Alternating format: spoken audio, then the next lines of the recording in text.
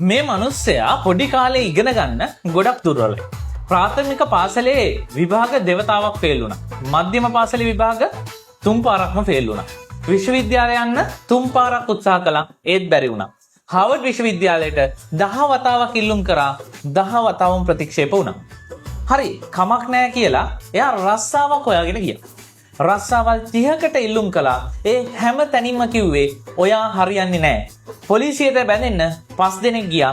4 දෙනෙක්ව ගත්තා. මෙයාව විතරක් කැපුවා. hina යනම වැඩේ කියන්නේ එයා නගරයට KFC එක ආපු මුල් දවසේ 24 දෙනෙක් එක්ක ඉන්ටර්විව් එකට ගියා.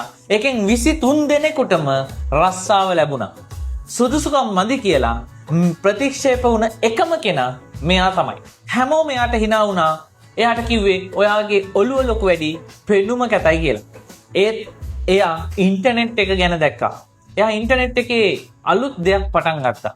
එදා KFC එකේ රස්සාවක් දෙන්න බෑ කියපු ඒ මිනිස්සයා අද මුළු චීනයම හොලවපු දැවැන්තයා. එයා තමයි අලිබාබා නිර්මාතෘ ජැක් මා.